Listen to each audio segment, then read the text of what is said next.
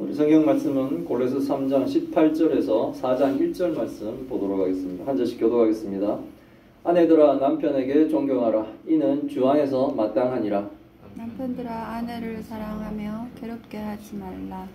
자녀들아 모든 일에 부모에게 순종하라. 이는 주 안에서 기쁘게 하는 것이니라. 아비들아 너희 자녀를 노엽게 하지 말지니 낙심할까 함이라.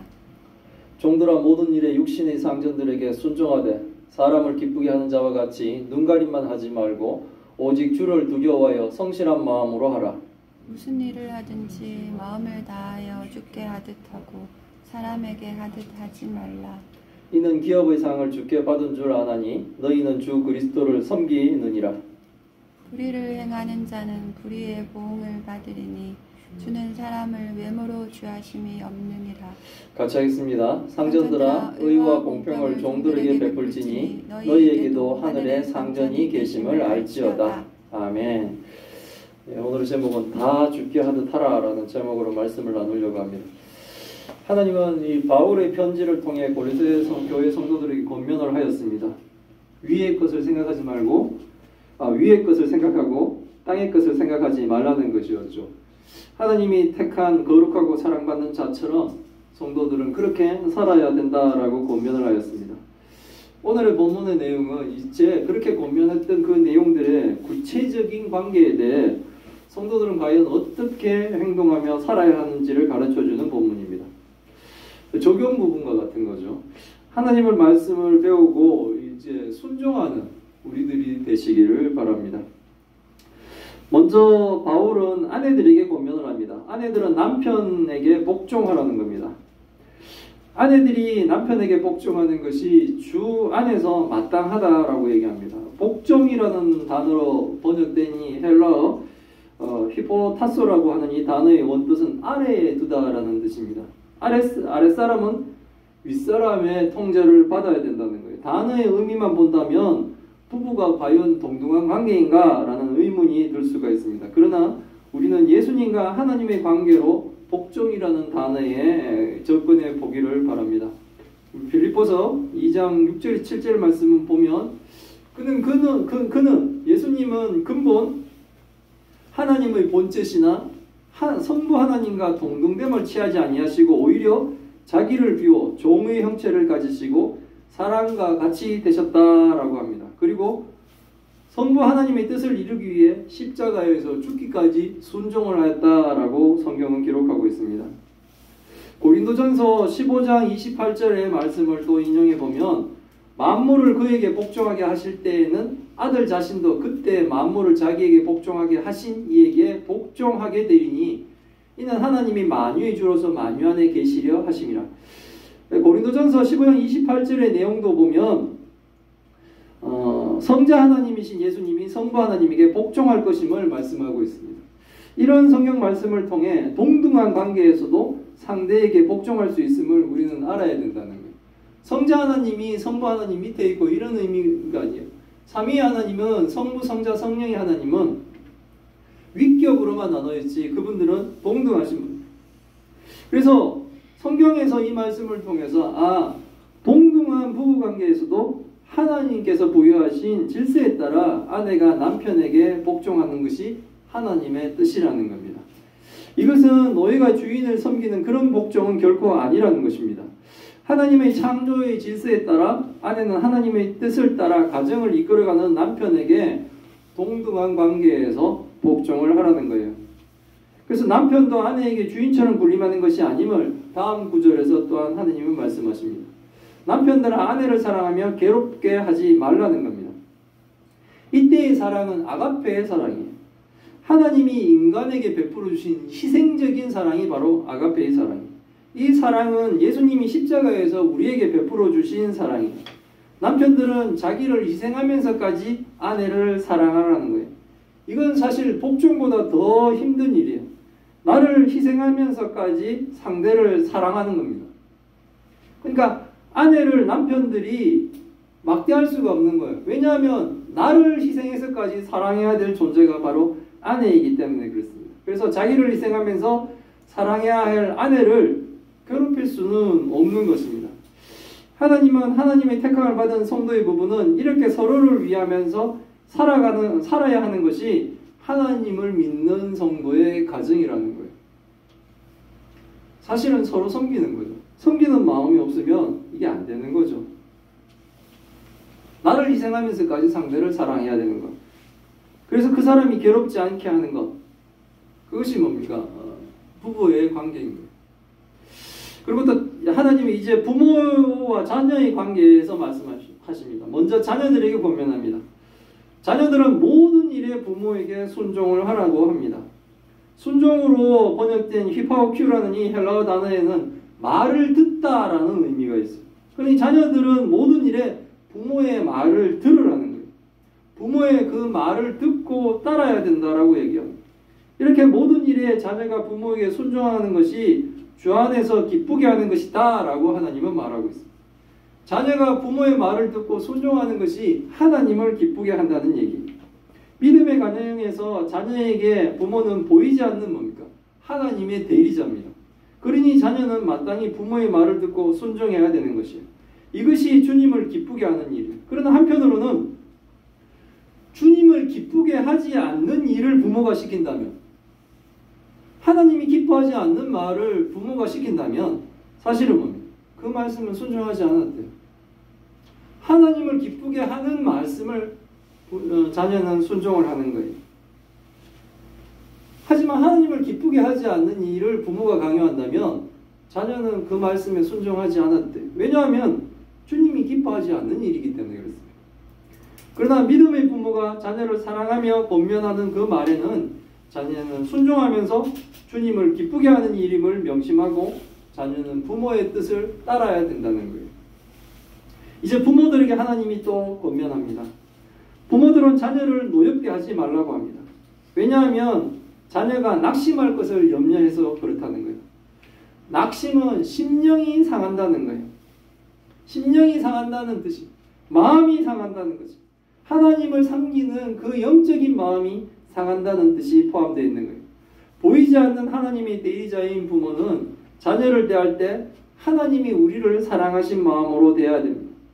하나님은 일관성 없이 기분에 따라 사람을 막대하는 분이 아닙니다. 하나님은 항상 사랑과 공의로 일관되게 우리를 대하시는 분이 바로 하나님이세요. 부모도 자녀를 대할 때 자신의 기분에 따라 대함으로 자녀를 노엽게 하지 말라고 합니다. 노엽게 한다는 것은 뭡니까? 흥분하고 화나게 만든다는 거예요. 자녀는 부모의 소유물이 아니며 부모가 마음대로 조정해야 할 대상이 아니에요. 그러니 부모는 사랑으로 자녀를 대하여 자녀의 심령이 상하지 않도록 해야 된다는 거예요. 그러니까 부모의 말씀을 듣고 순종해야 되는 자녀와 그리고 자녀를 사랑하는 마음으로 권면하며 인도해서 그 자녀의 심령이 상하지 않게 해야 될 의무는 자녀와 부모에게 다 있는 거예요. 서로 뭡니까? 하나님 대하듯이 해야 됩니다. 주께 대하듯이 서로 뭡니까? 그 사람을 위해서 그렇게 해야 된다는 거죠. 내 기분에 따라 하는 게 아니고. 이 일관성이 있다는 것이 굉장히 힘들다는 것을 아이들을 이렇게 뭡니까? 키우면서 양육해 보면서 부모로서 일관성 있게 아이들을 대하는 것 참으로 어렵구나 그 생각을 했던 적이 좀 많아서 반성이 되고 회개도 됩니다. 이번에는 종과 상전의 관계입니다. 골로새서가 기록될 당시에는 종과 상전의 관계가 존재하는 시절이었습니다. 이제 종과 상전의 관계는 현대에는 없죠. 그렇지만 우리들이 뭐 직장이라든지 이런 부분들을 생각해 보면 우리가 이 말씀에 적용을 좀 할 수가 있을 것 같아요. 하나님은 종들에게 권면합니다. 모든 일에 육신의 상전에게 순종하되 사람을 기쁘게 하는 자와 같이 눈가림만 하지 말고 오직 주를 두려워하는 마음으로 성실하게 상전에게 순종하라는 겁니다. 우리들 상전의 이 권위를 하나님이 부여하신 권위라는 거예요. 하나님으로부터 온 권위로 하나님이 부여한 그 권위를 우리의 상전들이 가지고 있다는 거예요. 그래서 뭡니까? 상전의 권위는 한마디로 하나님이 부여했다는 거예요. 그것을 받아들이고 인정을 해야 되는 거예요. 그걸 안 받아들이면 반바로 자기나 나는 우리 같은 사람인데 부터 시작해서 이렇게 하면 늘 뭡니까? 억울하고 분하고 이런 마음들이 생기죠. 바울이 살던 시대나 지금이나 윗사람에게 눈가림만 하는 이런 사람들이 많죠. 근데 성도는 그렇게 하지 않는다는 거죠. 직장인 눈치만 보고 반질반질거리는 사람들이 있죠. 그 사람 앞에서만 이렇게 일을 한 차가 하고 뒤에서는 사실 이렇게 으름을 피우고 하는 사람들이 사실 있다는 거죠. 근데 성도는 그렇게 하지 않는다는 겁니다. 하나님을 대하듯이 늘 성실하게 그 일을 한다는 거죠. 미련하게 보인다고 얘기하죠. 어떤 사람들은 참 융통성 없네, 참 그거 하네 라고 하지만 우리는 그렇지 않다는 거예요. 우리는 늘 뭡니까? 우리의 삶이 정직한 삶으로 살아간다는 겁니다. 성도는 모든 일을 주 앞에서 하듯이 하나님을 두려워하며 성실한 마음으로 최선을 다해가는 것. 이게 바로 성도의 모습이라는 거예요. 성도들은 그렇게 상전을 섬기라는 겁니다. 자기의 윗사람 하나님이 주신 권위로 이루어졌다라고 생각하는 거죠. 하나님은 하나님이 부여한 그 권위에 도전하는 것을 원치는 않으세요. 그런데 뭡니까? 부당한 사람이면 어떻게 될까요? 하나님이 갖고 가시는 거예요. 지금 역사적인 이런 부분들을 나쁜 왕이 있으면 백성들은 뭡니까? 이 반란도 일으키고 여러 가지들을 하겠죠. 예. 그렇게 하는데 역사가 이루어지는 거 보면 하나님이 그 나라를 세우기도 하시고 망하기도 하시면서 하나님이 이끌어 오시는 것 같다는 거죠. 우리나라 현실들도 그런 것 같아요. 예, 성도는 무슨 일을 하든지 마음을 다하여 주께 하듯 해야 합니다. 사람에게 하듯이 즉 눈가림만 하지 말아야 된다는 거예요. 마음을 다하여 주께 하듯이 하는 것, 이것이 뭡니까? 직업을 소명으로 받은 성도의 마음 자세고, 그리고 뭡니까? 성도의 삶이라는 거죠. 일터의 주인이 주님이라고 생각하는 사람들은 그 일터에서 하는 모든 일을 다 주님을 위해 하는 일이라고 생각하면서 일을 한다는 거죠. 상전이 자신의 일터의 주인이라고 생각하며 일을 하면 눈가림만 하려고 하고 자신의 불이익을 받는다고 생각하면서 마음이 상하게 되지는 않는 거예요. 그러니까 뭡니까? 저 사람이 불의한 주인이라고 자꾸 생각을 하게 되게 되면 계속 뭡니까? 자기 마음에 이제 상처만 있게 된다는 거죠. 하지만 저 사람이 불의하다면 하나님이 고쳐가실 것이다라고 하나님께 내어 맡기며 오직 나는 뭡니까? 하나님이 주어주신 질서 가운데 최선을 다해서 일을 하고 있다면 하나님의 평강이 먼저 오게 된다는 거예요. 그게 아니면 늘 불평등한 이 관계에서 못 견디는 거죠. 그래서 뭡니까? 내가 지금 있는 위치가 하나님이 주신 소명이다라고 생각하고 그 일을 하는 거예요. 그 믿는 성도는 그래서 뭡니까? 사람 보고 일하는 것이 아니고 주님을 바라보고 일을 한다는 거죠. 상전 보고 일한다기보다 하나님 보고 내가 일을 한다라고 생각하면서 일을 하는 거예요. 그래서 그저 최선을 다해서 자기의 맡은 일을 하는 거예요. 이게 바로 뭡니까? 아랫사람으로서 직장에 일을 하고 있는 사람의 모습이라는 겁니다. 성도가 마음을 다하여 주께 하듯이 일하는 이유는 기업의 상을 주께 받은 줄 알기 때문이라는 거예요. 상전이 주는 것이 아니라 결국 뭡니까? 주님이 상을 주신다는 것을 믿기 때문에 그렇게 한다는 거예요. 그래서 성도는 일하는 것이 곧 그리스도를 섬기는 일이라고 생각하는 거예요. 왜냐하면 내가 성실히 일하는 것에 대해서 내 상전이 나한테 상을 주는 것이 아니라 하나님이 나한테 상을 주실 것을 성도는 믿기 때문에 그렇습니다. 그러므로 모든 일에 마음을 다하여 주께 하듯 하는 사람은 주님이 상을 주신다는 거예요. 성경은 그렇게 얘기하고 있습니다. 기업의 상을 주께 받는다라고 얘기하고 있는 거예요. 하나님이 주시는 거예요. 그러니까 저 상전을 위해서 내가 충성을 다하는 것이 아니라 내가 하나님이 세운 이 권위의 질서에 순종하며 이것이 하나님께 순종한다고 생각하면서 자신의 일이 맡겨지는 대로 열심히 한다는 거죠. 그렇게 하면 하나님이 상을 주시는 거예요. 불의한 상전이 있을 수가 있죠. 불의한 상전이 있을 수가 있습니다. 그때는 아마 환난과 고난의 시기라고 생각하며 견뎌나가는 거예요. 그러면 하나님이 그를 정리해 주실 거예요. 하나님이 아닌 사람을 기쁘게 하는 자처럼 눈가림만으로 일하는, 즉 불의를 행하는 자는 대신에 성실하게 참 성도의 삶을 살아가는 것이 아니라 눈가림만 하는 이 불의를 행하는 자는 불의의 보응을 받게 된다는 거죠. 사람을 속일 수는 있죠. 사람을 속일 수는 있어요. 그런데 하나님을 속일 수는 없다는 겁니다. 하나님은 사람을 외모로 취하심이 없는 이 공의의 하나님이시기 때문에 그렇습니다. 하나님은 공명정대하신 분이기 때문에 성도의 그 억울함을 하나님이 뭡니까? 가만히 놔두지 않으시는 분이에요. 하나님은 공명정대하시고 정의로우신 분이기 때문에 성도를 지켜주시는 분이시기 때문에 불의를 당하고 있는 성도를 하나님이 그냥 내버려 두진 않는다는 거죠. 오히려 불의를 행하는 자는 뭡니까? 반드시 불의의 보응을 받게 된다는 것을 성경은 얘기를 하고 있습니다. 이 말씀만 믿더라도 마음의 위로가 되죠. 저 불의한 자를 하나님이 가만히 놔두시는 것 같을 때는 막 이렇게 화가 나죠. 근데 하나님은 불의를 행한 자는 불의의 보응을 받을 것이다 라고 말씀하시니까 뭡니까? 지금 당장 저 사람이 불의의 행위에 대한 그 심판을 받지는 않지만 반드시 받겠구나 라는 것이 뭡니까? 우리의 위로가 되는 거예요. 이제 아랫사람과 아랫사람의 자세에서 어떻게 섬겨야 될 것인가, 어떻게 삶을 살아야 될 것인가를 가르쳤다면 이제 하나님은 상전에 대해서 권면하고 상전들에게도 권면.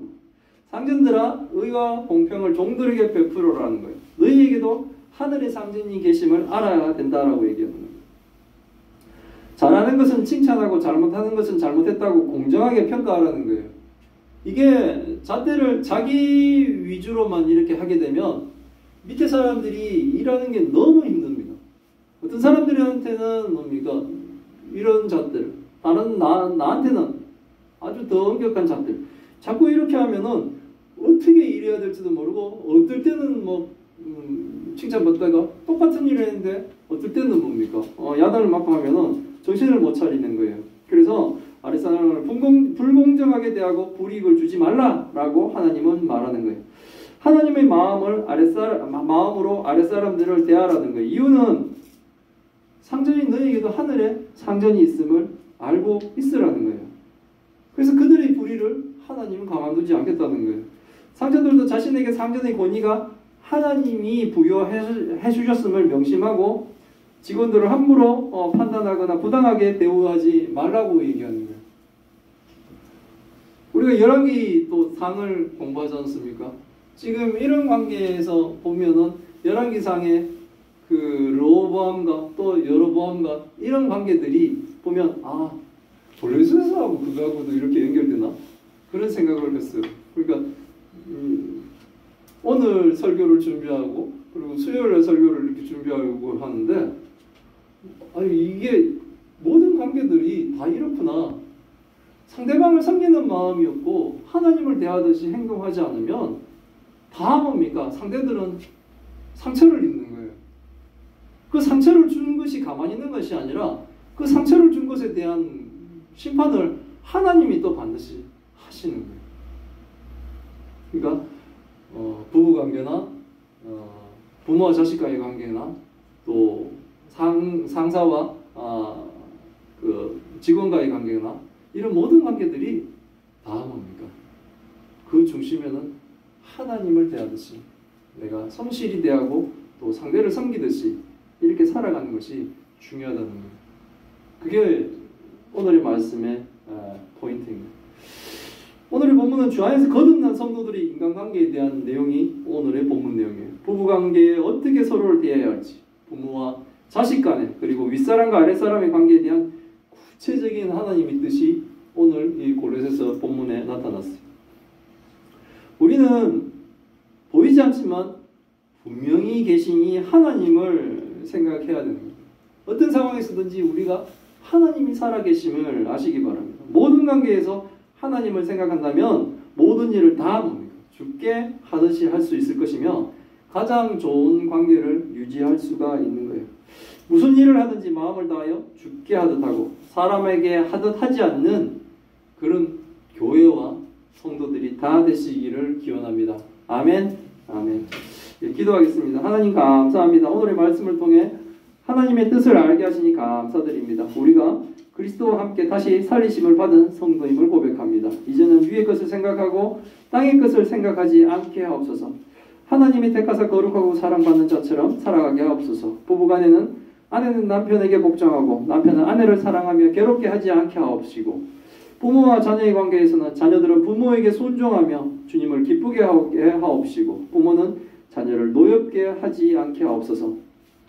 부모가 자녀를 낙심시키지 않게 하옵소서. 부모가 자녀의 심령이 상하지 않게 하옵소서. 또 우리의 직장에서의 관계에서는 우리가 사람을 기쁘게 하는 자와 같이 눈가리만 하지 않게 하옵시고 오직 주를 두려워하여 성실한 마음으로 마음을 다하여 죽게 하듯이 하게 하옵소서. 우리의 아랫사람에게는 의와 공평을 베풀어 차별과 불평등으로 불이익을 주어 우리 위에 하나님이 없는 듯이 살지 않도록 주님 도와주옵소서. 신실한 성도의 삶으로 모두가 주님을 기쁘게 하는 교회와 성도가 다 되게 하나님 도와주옵소서.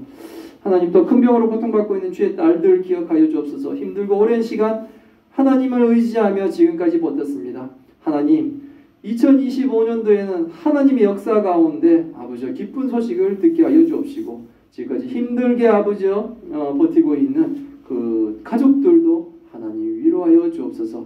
이 모든 말씀 우리 주 예수 그리스도의 이름으로 기도드리옵나이다. 아멘.